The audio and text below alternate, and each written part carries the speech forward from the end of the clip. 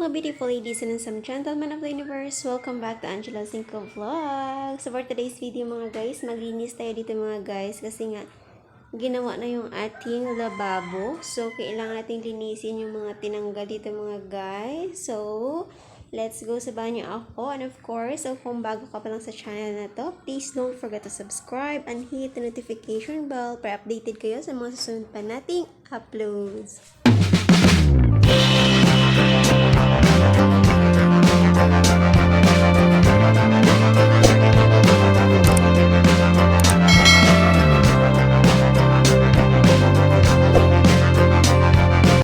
So yan yung ginawa ko mga guys na mga temporary na window kasi nga mga guys pag umulan siya mapapasok dito yung tubig mga guys, so kailangan siya lagyan ng takip, pero hindi pa naman kami dito natutulog, so kailangan lang talaga is merong temporary na bintana. So yun mga guys, diba? So nilagyan ko talaga ng time para gawin yan mga guys, para meron tayong takip dyan. So okay na yung ating kuryente, yung wire natin mga guys. So kailangan na talaga is ilipat yung dito, yung main breaker natin, yung breaker natin mga guys. So okay na rin yan. So ngayon mga guys is maglinis talaga tayo kasi nga meron tayong dito, meron tayong mga kalat. So kailangan talaga, diba? So update lang ito mga guys sa ating bahay kasi nga ilang days na rin na wala tayong update. So yun, di ba? Madumi pa siya mga guys kasi hindi ko talaga siya nalinis dito. Simula nang kami dito, nag-ayos ng lababo at saka yung mga bubong nilagyan namin ng Volcasil para iwas tulo in case ba. So yun mga guys. So let's go na, malinis tayo. Maglinis na tayo. Ganun, di ba? Oh. So, yun na dito mga guys. Update natin sa bahay natin. Di ba? Daming kalat. So, kailangan linisan natin. Marami tayong dapat gawin today. So, let's go na mga guys. Nagmask ako kasi nga, maalikabok. Saka nagsuot ako ng uniform. Char, di ba? Nagsuot ako ng uniform mga guys kasi nga dito, maalikabok, di ba? So, kailangan natin suot ng protection sa alikabok. Saka hindi pa tayo masyadong okay kasi maubo tayo. So let's go na mga guys. So nandito yung motor ni Pango. Diba? Kasi nga nilagyan ko ng kasi maalikabok siya. So nilagyan ko siya ng damit para naman hindi kawawa. So let's go!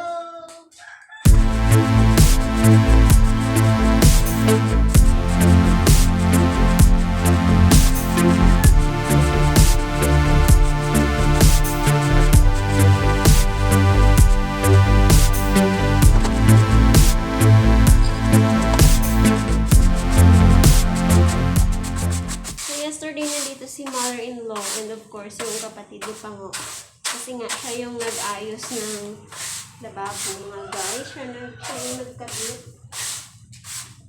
So ngayon, it's time to share na naman para linisin. Para kahit paano mabawasan yung mga alikabok. Tapos yung mga nahuhulog na simento. Yung mga anuhan siya. Mga natatanggal yung simento.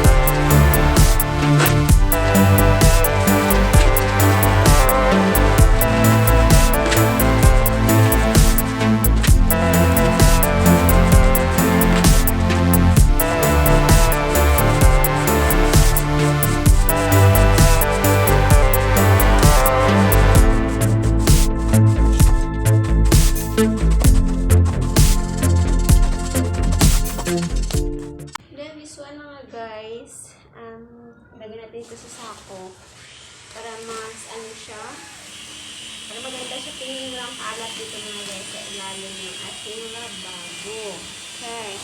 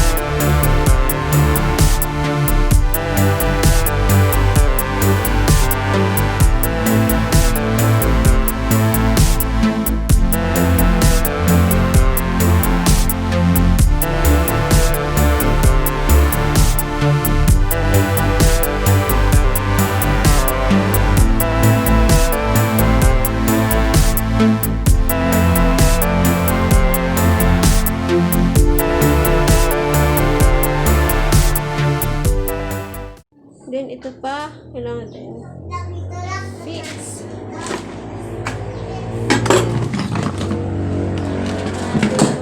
Alat. Marami.